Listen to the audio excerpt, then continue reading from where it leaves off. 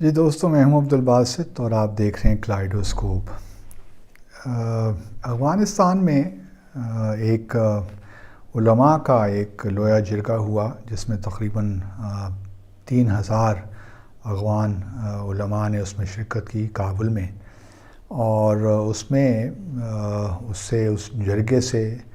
جو اس وقت امیر المومنین ہیں اسلامک ایمریٹ آف افغانستان کے ہیبت اللہ خانزادہ، انہوں نے بھی تقریر کی، اور انہوں نے اپنی تقریر میں برملا اس چیز کا اظہار کیا کہ ہم دنیا کی جو ہے ہمارے معاملات میں انٹرفیرنس نہیں کریں، کیونکہ ہم جب دنیا کو نہیں کہتے کہ آپ یہ کریں وہ کریں،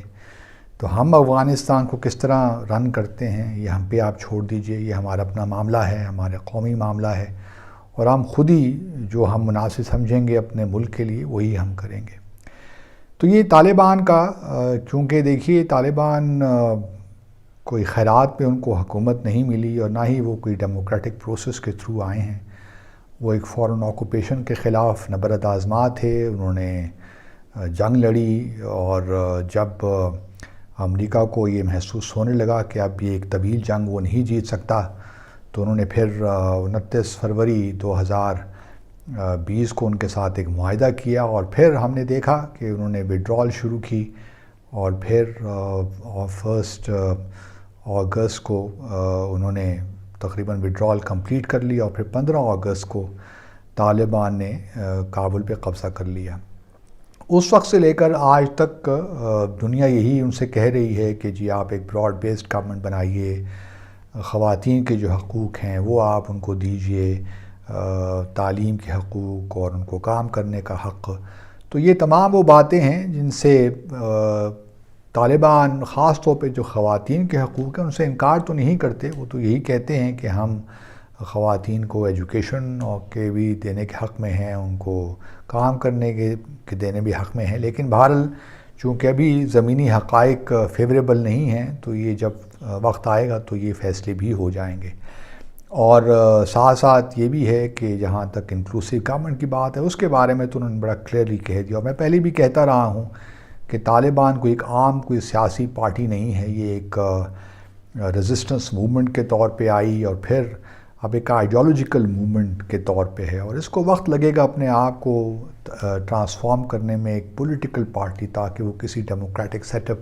کوئی کریٹ کر سکے۔ اب پھر ڈیموکریسی کی مختلف دوستوں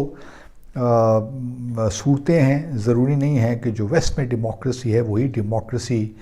افغانستان کو بھی سوٹ کرے، یہ بھی ضروری نہیں ہے کہ جو ڈیموکریسی ویسٹ میں ہے وہ پاکستان کو بھی سوٹ کرے، پاکستان کے بھی اپنے حالات ہیں، اور یہاں بھی بحث چل رہی ہے کہ کس طرح کچھ ایسی تبدیلیاں لائیں جس سے جو ہمارے قومی مزاج کے مطابق ہو، ایسا پولیٹیکل سسٹم ہو جو ہمارے قومی مزاج کے مطابق ہو، تاکہ ہم یہ آئے روز جو ہمارے ہاں ایک سیاسی خلجان سا پیدا ہو جاتا ہے یہ نہ ہو،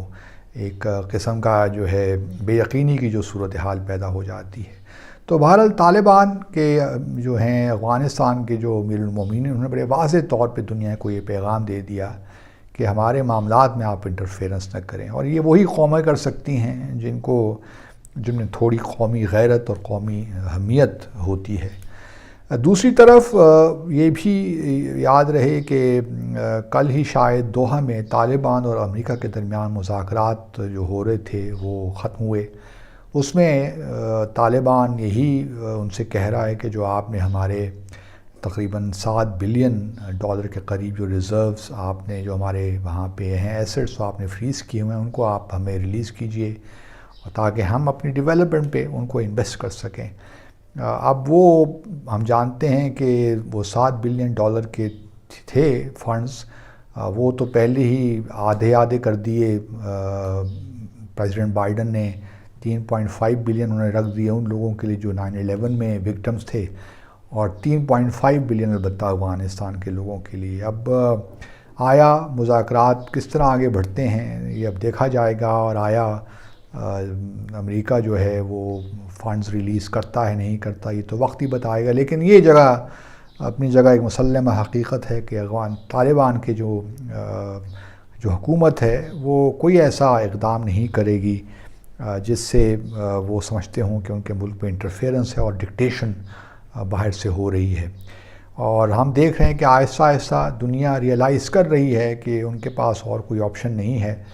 اس کے بجائے کہ وہ افغانستان کی حکومت کے ساتھ ڈیل کریں، کیونکہ خطرات بہت ہیں۔ ایک تو IS خراسان کا معاملہ ہے، پھر القاعدہ کا معاملہ ہے، تو یہ بھی نہیں چاہیں گے کہ دوبارہ خاص طور پہ چین، پاکستان، ہم جیسے جو ممالک ہیں وہ تو کبھی نہیں چاہیں گے کہ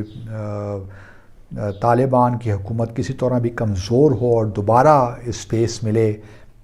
دہشت گردی کو۔ اور ہمارے ہاں بھی جو آؤٹ فٹس رہے ہیں ان کو بھی افغانستان میں اسپیس ملتی رہی ہے، چاہے وہ TTP ہو یا بلوچستان کی آؤٹ فٹس ہوں۔ اسی طرح چائنا کے جو ہیں ETIM وغیرہ، ان کو بھی وہاں موقع ملتا رہا ہے۔ تو رشیا کا بھی یہی معاملہ ہے۔ گو کہ دوحہ میں جو مذاکرات ہوئے طالبان اور US کے درمیان، اس میں انہوں نے یہی معاملہ اٹھایا، تو طالبان نے کہا کہ جی آپ ہمیں ایک طرف تو آپ ہمیں دیوار کی طرف پش کر رہے ہیں، ہمارے فنڈز ہمیں نہیں ریلیز کر رہے، اور دوسری طرف آپ یہ مطالبات ہمیں کر رہے ہیں، تو یہ تو ہو نہیں سکتا۔ تو آپ ہمیں ہمارے فنڈز ریلیز کیے تاکہ ہم گورننس کی طرف توجہ دیں، اپنی اکانومی کو ٹھیک کریں۔ لیکن یہ بات بھی ہم سب جانتے ہیں کہ US کا اوور آل اس ریجن کے حوالے سے اور پھر گلوبلی کیا ان کا آؤٹ لک ہے، کیا وہ کس طرح اس سارے معاملے کو دیکھ رہے ہیں۔ گو کہ وہ نہیں چاہیں گے کہ دہشت گردی کے واقعات یا ISIS کو یا کوئی اور القاعدہ کو کوئی موقع ملے کہ وہ امریکہ میں کوئی کارروائی کریں، لیکن ان کو اس سے بھی کوئی خاص غرض نہیں ہے۔ اگر افغانستان تھوڑا بہت انسٹیبل رہتا ہے اور اس کی وجہ سے پاکستان کا جو ویسٹرن بارڈر اسٹیبلائز نہیں ہوتا، تو یہ بالکل امریکہ اور بھارت کے جو آبجیکٹیوز ہیں وہ بالکل یہی ہیں۔ دوسری طرف ایک اور بھی ڈیولپمنٹ ہوئی ہے کہ ہمارے وزیر اعظم نے کچھ روز پہلے بیان دیا تھا کہ ہم کوئلہ افغانستان سے امپورٹ کریں گے، کیونکہ اور اس سے ہمیں تقریباً $2.2 بلین کی بچت ہوگی، اور چونکہ کچھ پلانٹس ہمارے یہاں کوئلے پہ چلتے ہیں، پاور پلانٹس، تو افغانستان سے ہم کوئلہ امپورٹ کریں گے۔ اب یہی کل کی خبر ہے کہ افغانستان جو ہے کوئلہ کی جو قیمت ہے وہ $90 ٹن سے بڑھا کر $200 ٹن کر دی ہے، اور پھر ساتھ میں یہ بھی کہا ہے کہ ہم ڈائریکٹ نہیں، ہم یہ جو افغان کے جو ٹریڈرز ہیں ان کو دیں گے، اور ان کے تھرو پاکستان اگر امپورٹ کرنا چاہتا ہے تو کرے۔ تو اس سے بھی کچھ اندازہ ہوتا ہے کہ طالبان جو ہیں جو ہے دے نو ہاؤ ٹو پلے اور دا گیم، اور دیٹ از ویری انٹرسٹنگ۔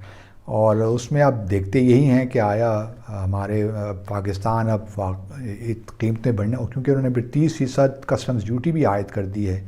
تو آیا اب وہ جو کوئلہ ہم سستا منگوانا چاہ رہے تھے، آیا اب سستا رہ گیا ہے یا نہیں۔ تو یہ بھی میں نے کہا کہ آپ کے ساتھ شیئر کر لوں، ایک انٹرسٹنگ ڈیولپمنٹ ہے۔ دیکھتے ہیں کہ افغانستان کے ساتھ حالات ہمارے کیسے چلتے ہیں۔ ہمارے تو افغانستان کے ساتھ ریلیشنز بڑے اہم ہیں، اور میں ذاتی طور پہ یہ سمجھتا ہوں بڑی معذرت کے ساتھ کہ جو لوگ افغانستان کے ساتھ ڈیل کر رہے ہیں شاید ان کو وہ کامیابی نہیں مل پائی، اور ایک لحاظ سے ہم نے جو ہمارا ایک طالبان کے ساتھ ایک رشتہ یا ایک لحاظ سے جو ہماری ڈیلنگ ہونی چاہیے تھی وہ نہیں ہو پائی،